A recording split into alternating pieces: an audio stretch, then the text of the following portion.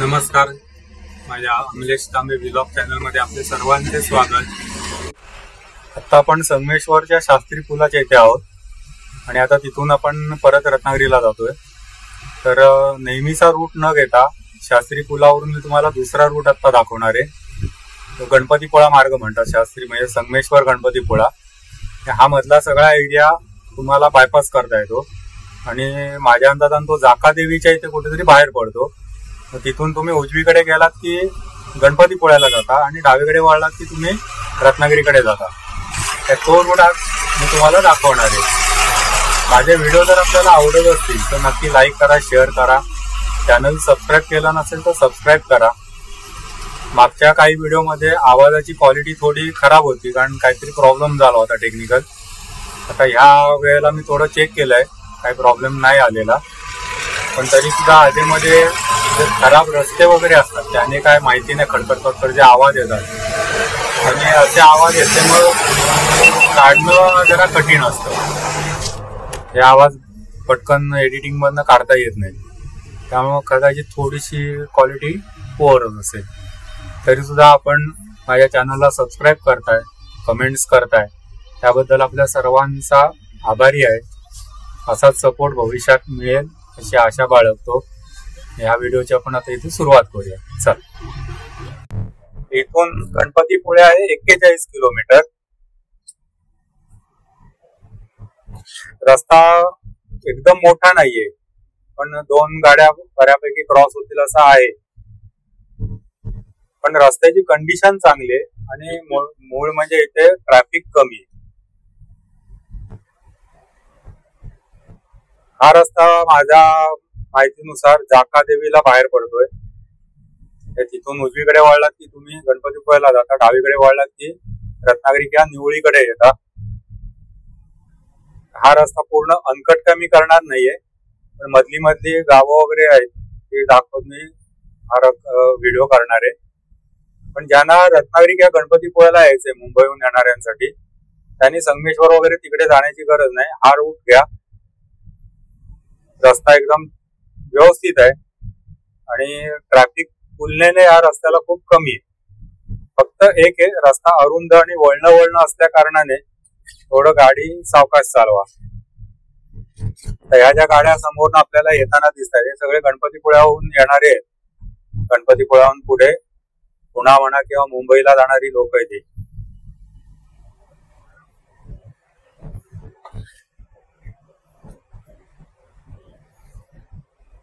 डाव्या बाजूने जातो तो national highway 66 Mumbai Goa highway.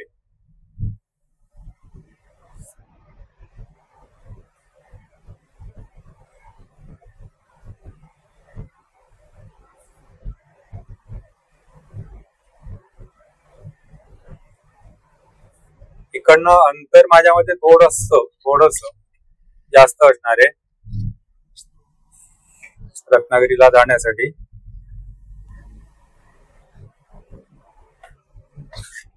आपण बघू किती होतं अंतर. ओडोमीटरला 0 सेट करून ठेवलाय.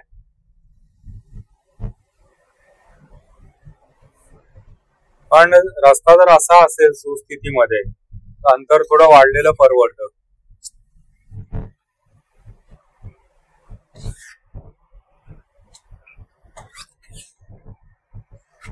इथून डावीकडे पण तुम्ही संगमेश्वर बाजारपेठेत जाऊ शकता. हा जो छोटा रस्ता आहे हा.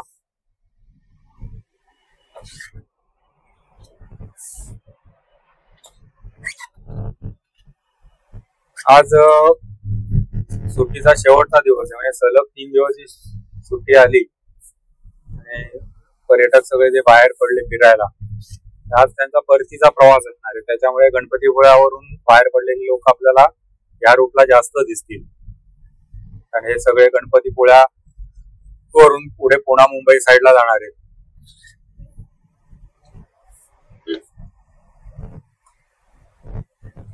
पुण्याला जाणारे काही जण तिकडनं म्हणजे कोकरूड मार्गे जातात. रत्नागिरीत येऊन रत्नागिरीतनं हातखंबा, मलकापूर, तिथून कोकरूड असे जातात. काही जण इकडनं जातात.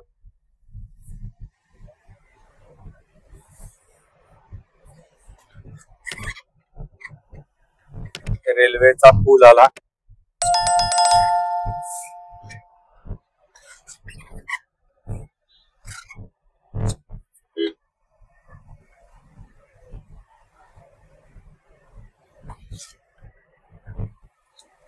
पण रस्ता आम्ही मागे पण दोघा तिघांकडनं ऐकलं, असा मस्त निसर्ग आहे सगळा, जंगलात वगैरे जाणारा रस्ता आहे. म्हणून आज जरा मी प्रेफर केला, बघूया म्हटलं ह्या रस्त्याने जाऊन. आणि त्यांनी म्हटलं त्याप्रमाणे रस्ता, निसर्ग वगैरे झाडं झुडपं असली की जरा गाडी चालवायला पण मजा वाटते. आणि मला हवा तसा रूट दिसतोय हा. इथनं उजवीकडे शास्त्री पुलावर जाता येतं. हे आलं असुर्डे गाव.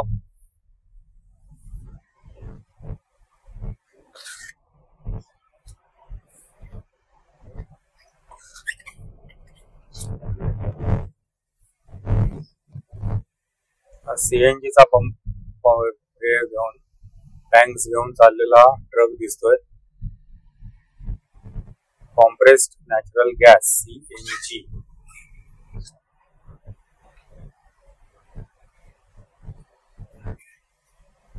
आता पण एक प्रॉब्लेम असा होणार आहे की ह्याला ओव्हरटेक कसा करायचा. रस्ता अरुंद, त्याच्या समोरनं गाड्या बऱ्याच प्रमाणावर येत आहेत, मोठ्या प्रमाणावर. त्याला ओव्हरटेक करणं जरा अवघड जाणार आहे.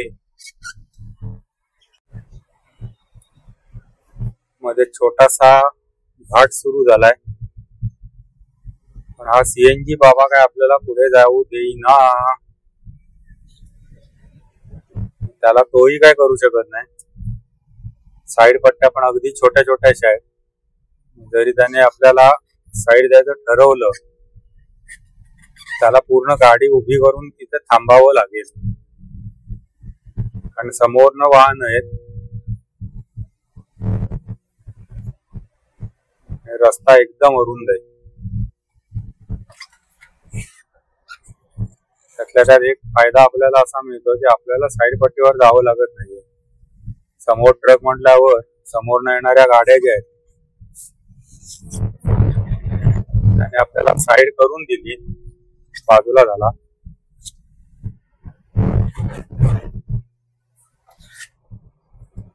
त्याबद्दल आपल्यातर्फे त्याचे आभार.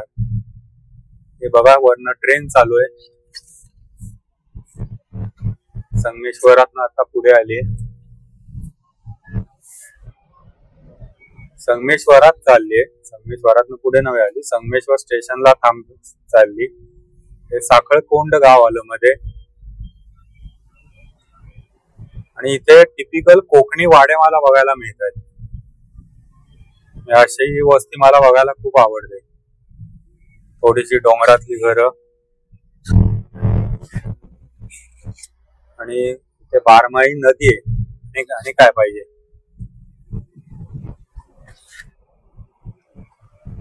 टेम्परेचर थोडस 1 डिग्री कमी झालंय, 40 डिग्री दाखवतोय.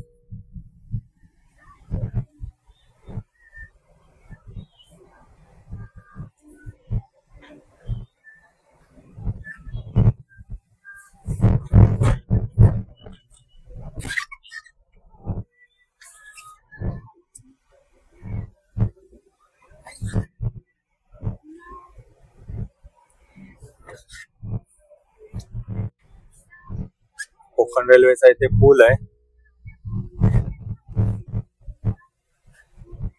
आपल्या उजव्या हाताने कोकण रेल्वे जाते. मध्ये एक छोटीशी 2-3 अशी घरं दिसली. त्याचं नाव आहे भीरकोंड.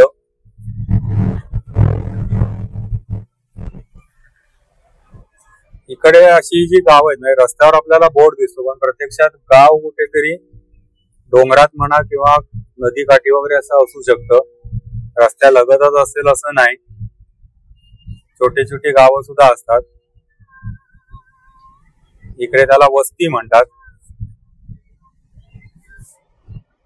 फार घरं नसतात तिथे. आणि आता इथनं आपल्याला डावीकडे नॅशनल हायवे 66 दिसतोय. आपण बऱ्यापैकी त्याला पॅरलल चाललोय. हे बघा, इथनं वरती ते गाव आहे भिरकोंड.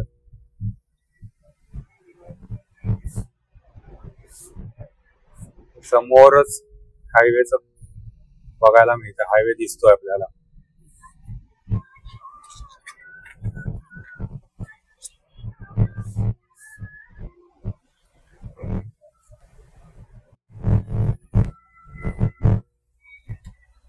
रस्ता एकदम अरुंद आहे आणि काही ठिकाणी असा साईडला फुटलेला आहे सगळा. त्या गाड्या थोड्या सावधगिरीने चालवलेल्या चांगल्या इथे.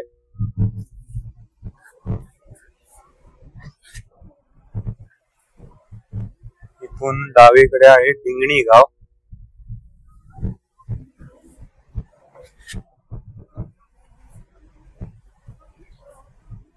अजूनही मला डावीकडे नॅशनल हायवे 66 दिसतोय. म्हणजे आपण बऱ्यापैकी त्याला अजून पॅरलल आहोत. शेवटी तो पण निवळीत जाणार आणि इथूनही तुम्ही पुढे डावीकडे वळून निवळीत जाणार.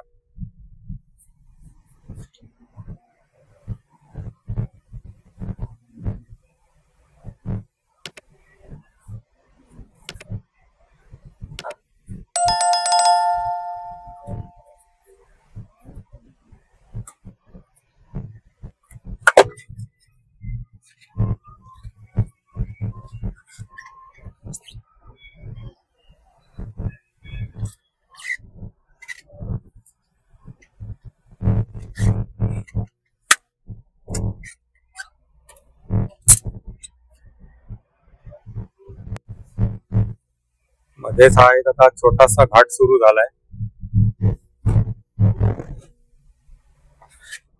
थोडस या घाटाचं वर्णन मी करेन. आंबोली घाट वगैरे जे आहेत ते थोडे ह्या स्टाईल मध्ये.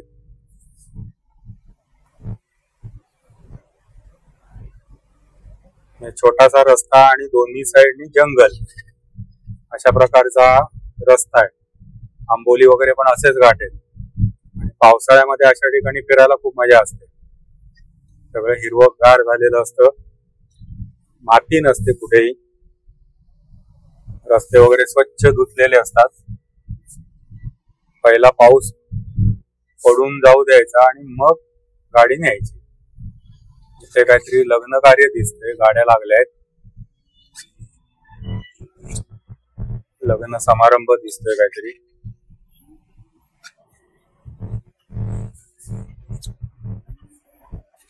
नाही, हे सीएनजी वाले दिसत आहेत सगळे. सीएनजी साठी उभे आहेत बहुतेक.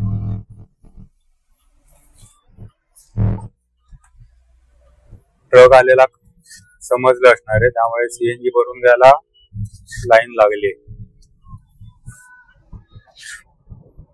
हे जे व्हिडिओ बघतायत त्यांना इथे आहे की मध्ये CNG petrol pump, CNG pump पण आहे. त्यामुळे त्यांना सीएनजी भरायचा असेल तर इथनं भरून पुढे जाऊ शकतात.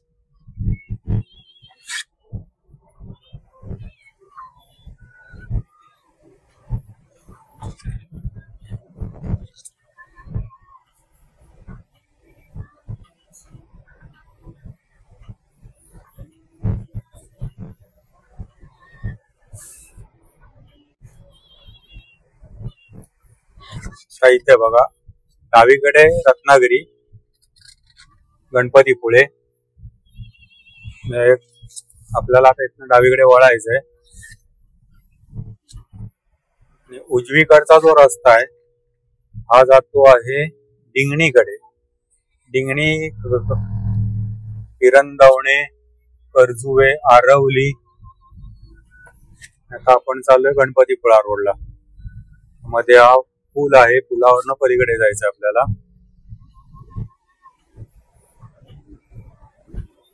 पलीकडे गाव दिसतंय. कोणतं गाव आहे बघूया.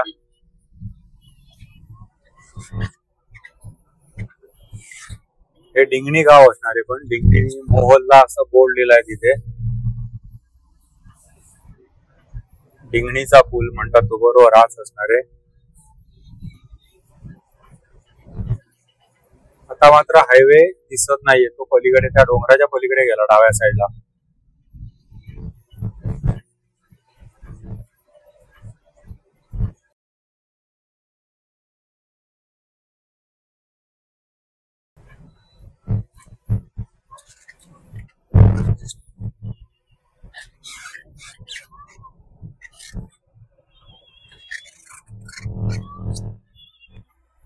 नाही, हे कुठलं गाव आहे? फुणगुस गाव आहे, फुणगुस.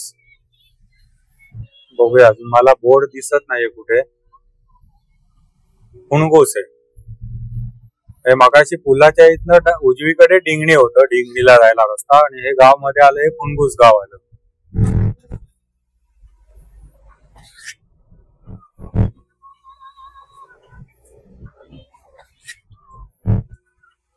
मॅप वरती ही गावं मी सगळी बघतो, वाचतो, पण डोक्यात काही शिरत नाही.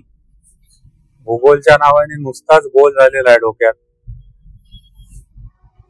त्याच्यामुळे काही लक्षात राहत नाही. असो, मॅप असतो, गुगल मॅप सुद्धा मी वापरतो, पण तरी सुद्धा मी काही वेळेला काही ठिकाणी विचारतो आणि पुढे जातो. 100% गुगल मॅप वरती रिलाय राहून मी प्रवास नाही करत. जिवंत माणसाला तिथे विचारलेलं मला आवडतं केव्हाही. गुगल मॅप फसवू शकतो,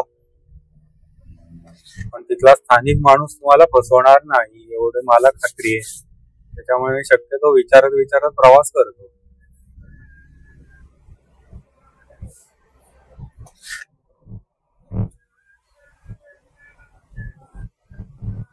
हा मध्येच मस्त एक घाट आलाय परत.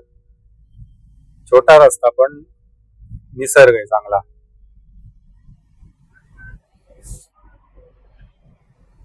बघूया, परत पावसाळ्यात ह्या रोडला कधीतरी एक ट्रिप करेन. पावसात हा रोड तुम्हाला नक्की दाखवेन, पण तुम्ही बघणार असाल तर. नुसता व्हिडिओ करून उपयोग त्याचा काय नाही. व्ह्यूज म्हणावे तसे जर मिळत नसतील तर मग त्या रूटला जाण्यात तसा मला काही पॉइंट दिसत नाही.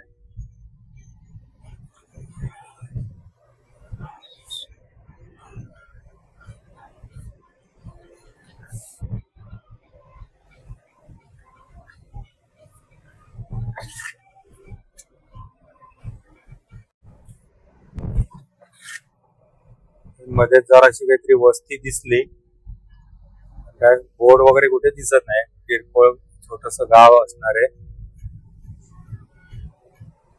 बघूया कुठे बोर्ड वगैरे काय दिसतोय का बघू आपण. इथे आता जरा टेम्परेचर कमी झाले, म्हणजे संगमेश्वर 41 जे होतं आता इथे 37 दाखवतोय. पुढे आता वस्ती आहे, पुढे गाव दिसतंय. बघूया कोणतं गाव आहे.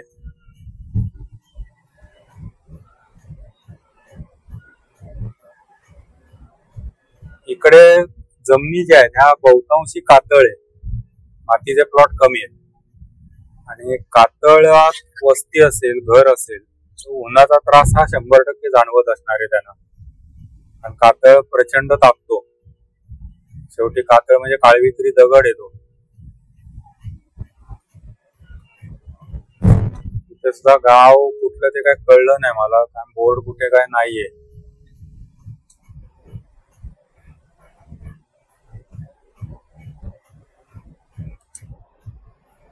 तिथे काहीतरी बोर्ड होता, मौजे कोंडे, कदाचित ते कोंडे गाव असावं. असो, गाव संपलं, आपण पुढे मार्गक्रमण करूया.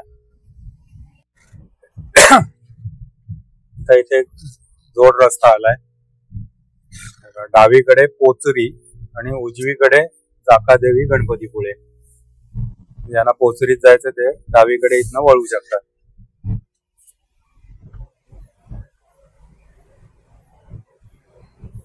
हा रस्ता आपण चाललोय जाकादेवीकडे. हे जाकादेवीला बाहेर पडणार आपण. तिथून उजवीकडे तुम्हाला गणपतीपुळ्याला जायला रस्ता, डावीकडे वळून तुम्ही मजगाव रोड मार्गे परत रत्नागिरीमध्ये येऊ शकता. उक्षी फाट्यापासून मजगाव रोड घ्यायचा आणि रत्नागिरीला यायचं.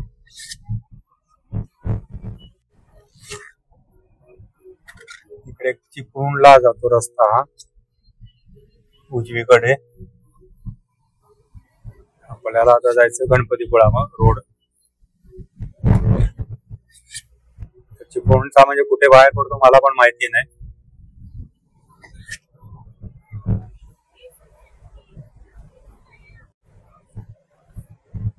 इथून जाकादेवी 4 किलोमीटर बोर्ड होता, निवळी 18 किलोमीटर आणि जाकादेवी आता जवळ आलं, इथून 4 किलोमीटर वरती आहे.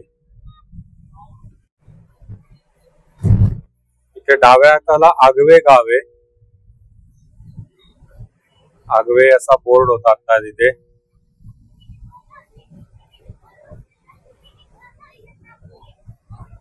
जाकादेवी 3 किलोमीटर. तर जाकादेवीत वस्तीत बाहेर पडतो का आधी पुढे बाहेर पडतो ते बघूया आपण. पुढे गेल्यावर आता समजेल आपल्याला.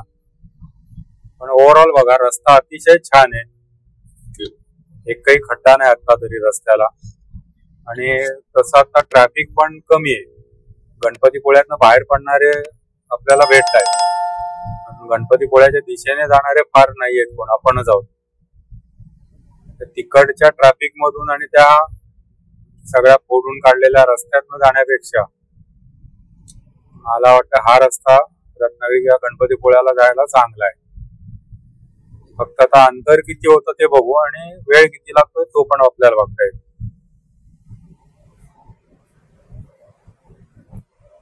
आणि समोर जर दिसायलाच लागलं बघा, जाकादेवी गाव आलं.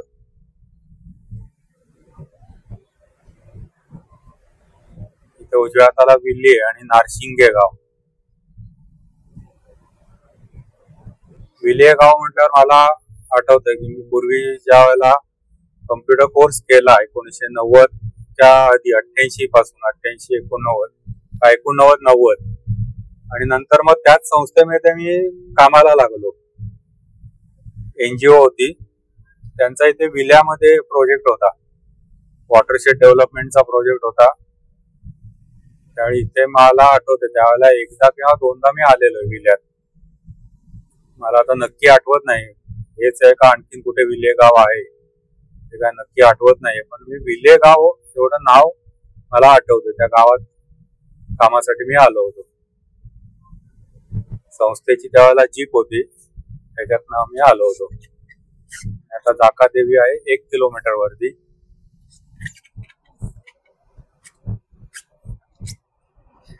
आपण आता बाहेर कुठून पडतोय त्याचा अंदाज आता इथे कोपऱ्यावर आल्यावर समजेल.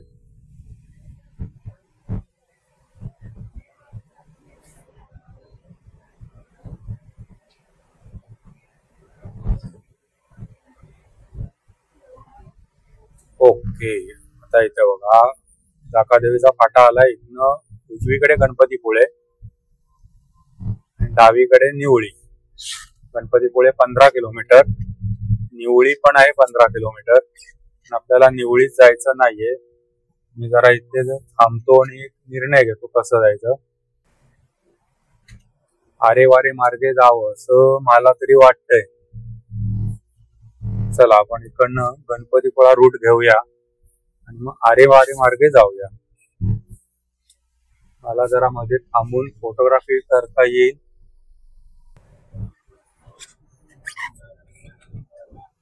पोस्टगाव ऑफिस खालगाव. कुठे गेला रस्ता आहे तो मोठा रस्ता आहे, म्हणजे अगदी काय लहान रस्ता नाहीये. ही आता सगळी जाकादेवीची वस्ती आहे इथे.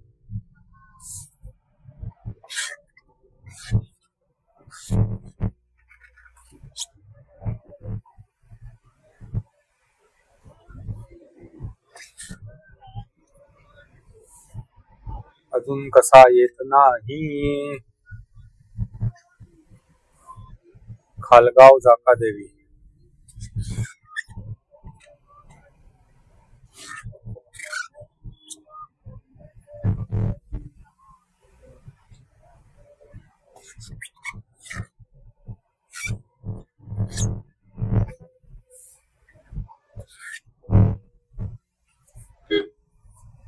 नाही, माझ्या मते इथनं नाहीये रस्ता. तो दुसरीकडे कुठल्या तरी दुसऱ्या आधीच्या गावात आहे. त्यातनं डायरेक्ट वरवड्यामध्ये आपल्याला बाहेर पडता येतो.